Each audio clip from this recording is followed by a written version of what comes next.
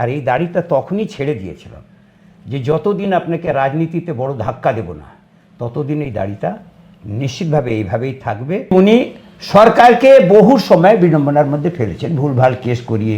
আপনি চাকরি নিয়ে বলতে পারেন, আপনি এসআইএর নিয়ে বলতে পারেন, যে ভুল কাজ এই শাসক দল করে দিয়ে গেছে তার যখন ইনকোয়ারি হবে নিশ্চিতভাবে সরকারের অনেক লোক, উনিও অসুবিধার মধ্যে পড়বে। 2023-এর পর থেকে একটা বর্বর অসভ্য রাজনৈতিক সাংসদের সঙ্গে তর্ক বিতর্কের পর আমার মনে হলো আমি 2023 থেকে নিজেকে একটুখানি রাজনীতি থেকে সরিয়ে নিই। ওনার অবগতি যেন বলে দিই যে দাড়িটা আমার কিন্তু রোববার কাটতে যাচ্ছে, আর অনুষ্ঠান করে কাটতে যাচ্ছে, যাতে লোককে বলতে পারি যে দাড়িটা কোন কারণে ছিল। আপনারা দেখছেন বাংলা 294। নমস্কার, বাংলা 294 আপনাদের স্বাগত। আজ আমরা আছি আচ্ছেলাল যাদবজির কাছে। অনেক রাজনৈতিক সংগ্রাম, অনেক বিতর্ক, অনেক কিছুর পর আজ বাংলা বিজেপির উত্তরপাড়ার দায়িত্বে আপনি। কীরকম লাগছে? না, নিশ্চিতভাবে ভারতীয় জনতা পার্টিতে যোগ দিয়ে আমার মান সম্মান যতটুকু বেড়েছে, মানুষ চায় এইটা, আমিও চেয়েছিলাম, নিশ্চিত আমার ভালো লাগছে। আর আমার আশা করি যে প্রত্যেকটি মানুষেরই ভালো লাগছে। আপনি তো এখন অন্যতম কাণ্ডারি উত্তরপাড়া বিজেপির। একসময় অন্য রাজনৈতিক দলে ছিলেন, কেন, কি বীতশ্রদ্ধ কেন হয়ে গেছিলেন যে ওই দলটা আপনাকে ছাড়তে হলো? দেখুন, ভারতীয় জনতা পার্টি পরিবারকে প্রথমে আমি আমার কৃতজ্ঞতা জানাই। জানাই এই কারণে যে ভারতীয় জনতা পার্টির নেতৃত্ব মণ্ডল থেকে নিয়ে, জেলা থেকে নিয়ে, রাজ্য থেকে নিয়ে সর্বভারতীয় স্তরে আমাকে তাদের পরিবারের মধ্যে যুক্ত করে মানুষের জন্য কাজ করার জন্য আর আমাকে একটা সুযোগ দিয়েছে যে আমিও কাজের মধ্যে লেগে থাকি।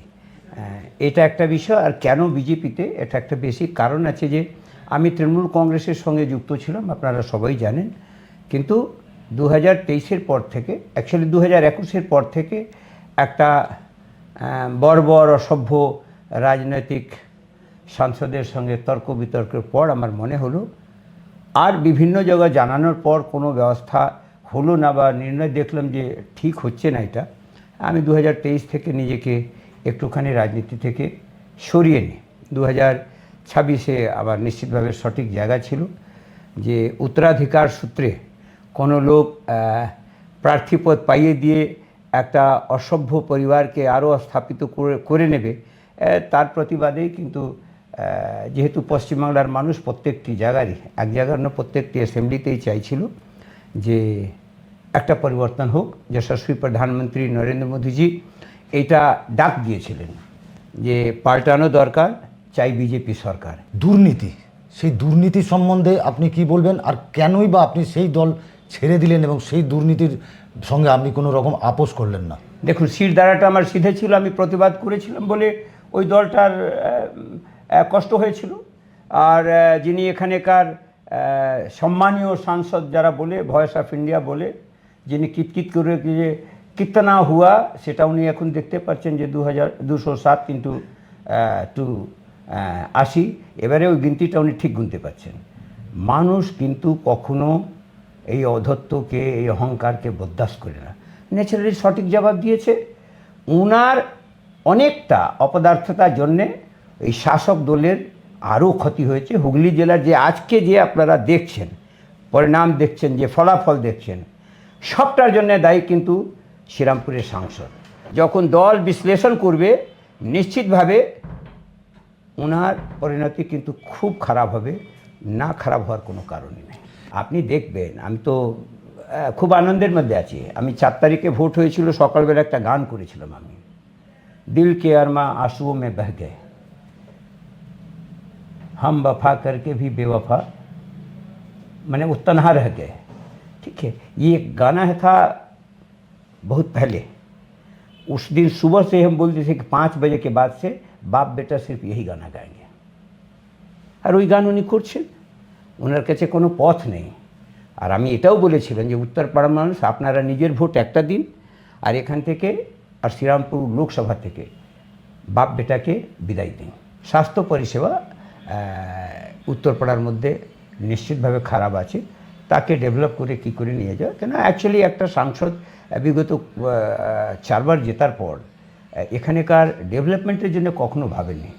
উনি যে জিনিসটার জন্য ভেবেছিলেন সেটা আপনারা নিজেই জানেন, যে কিভাবে সরকারকে বোকা বানিয়ে দিয়ে কোনো আইনি প্রক্রিয়াতে হাইকোর্ট সুপ্রিম কোর্টে যাওয়া যায়, যার জন্য ওনার রুজি রুটিটা চলতে পারে। উনি সরকারে আপনার আমার দেওয়ার ট্যাক্সের পয়সাটা কী করে সিস্টেমেটিক সিস্টেমে উনি সাইফন করতে পারেন, ওইটা ওনার ফি হিসাবে বা লিয়াজনিং হিসাবে whatever it may be, ওনার একমাত্র মোটোই ছিল during all this 15 years you have find by every one has this knowledge, কি উনি সরকারকে বহু সময় বিড়ম্বনার মধ্যে ফেলেছেন। ভুলভাল কেস করিয়ে আপনি চাকরি নিয়ে বলতে পারেন, আপনি এসআইয়ের নিয়ে বলতে পারেন, সরকার কত কত কোটি টাকা শেষ করেছে, এটা যখন ক্যালকুলেশন হবে, যখন ইনকোয়ারি হবে, তখন বোঝা যাবে। আর আপনারা নিশ্চিন্ত থাকুন যে যে ভুল কাজ এই শাসক দল করে দিয়ে গেছে, তার যখন ইনকোয়ারি হবে, নিশ্চিতভাবে সরকারে অনেক লোক, উনিও অসুবিধার মধ্যে পড়বে। আর একটা আমার শেষ কোশ্চেন এবং খুব ইন্টারেস্টিং কোশ্চেন, আপনাকে দীর্ঘদিন আমরা দেখছি, আপনার তখন দাড়ি ছিল না, আপনার এত সুন্দর একটা দাড়ি হঠাৎ করে কেন? না দেখুন, এই দাড়ির একটা সমস্যাটা ছিল, এই দাড়ির গল্পটা তো আমি কারোর সঙ্গে বলিও নি। হ্যাঁ, কিন্তু নিশ্চিতভাবে মনে মনে আমার ছিল যে যেহেতু একটা মিটিংয়ে আমার সম্মানীয় সাংসদ শ্রীরামপুরের সঙ্গে একটা বচসা হয়েছিল, কারণ আছে যে উনি বলেছিলেন যে আমি কখন ফ্রেঞ্চ কাট রাখতাম, দেখবেন আপনারা দেখালে আপনি দেখে দিতে পারেন যে আমি ফ্রেঞ্চ কাট রাখতাম, মানে উনি বলেছিলেন দাড়িটা কামড়ে ফেলে দেব। তো যখন বচসা হয়, তো আমি যখন তর্ক বিতর্কে পরে আমি যখন ওই সভা থেকে বেরোই, আমার সঙ্গে প্রায় 750 লোক ওই সভা থেকে বেরিয়ে যান, আর 900ই ক্যাপাসিটি ছিল। ন্যাচারালি উনিও রেগে মেগে ওখান থেকে বেরিয়ে যান, আর তারপরে বিভিন্ন রকম চক্রান্ত শুরু করেন যাতে আর্চেলাল যাদবকে যে কোনোভাবে পায়ে ফেলিয়ে দেওয়া যায়। আর এই দাড়িটা তখনই ছেড়ে দিয়েছিলাম যে যতদিন আপনাকে রাজনীতিতে বড় ধাক্কা দেব না, ততদিন এই দাড়িটা নিশ্চিতভাবে এইভাবেই থাকবে। যেদিন ধাক্কা দিয়ে দেবো সেদিন এই দাড়িটাকে কাটবো। এখন এই 2026-এ ভগবানের আশীর্বাদে, উত্তরপাড়া সুবুদ্ধি সম্পন্ন মতদাতাদের সহযোগিতায়, আর নরেন্দ্র মোদীজির আহ্বান, মাল টানা সরকার আর নেই দরকার, পাল্টানো দরকার, তাই বিজেপি সরকার জন্য এখন যখন হয়ে গেছে, অনুষ্ঠান করে দাড়িটার কাটিং হবে। কারণ উনি বহুত মিটিংয়ে উনি আর ওনার সুপুত্র এই আমার দাড়ি নিয়ে বলেছেন যে জট পেকে যাবে, হ্যাঁ ওই জাটা হয়ে যাবে, এই দাড়ি আর কাটবে না। ওনার অবগতির জন্য বলে দিই যে দাড়িটা আমার কিন্তু রোববার কাটতে যাচ্ছে, আর অনুষ্ঠান করে কাটতে যাচ্ছে, যাতে লোককে বলতে পারি যে দাড়িটা কোন কারণে ছিল। এবারে ওনার ইচ্ছে থাকতেই পারে, আমার কোনো প্রবলেম নেই। যদি চান উনি 2900 আসবেন, ওনাকে 2900 সাফ করব। অনেক ধন্যবাদ। আচ্ছালাল যাদবজি ছিলেন আজকে আমাদের সঙ্গে। ক্যামেরায় নীলেশের সঙ্গে আমি দীপেশ মুখোপাধ্যায়, বাংলা 294। চোখ রাখুন বাংলা 294 এর পেজে।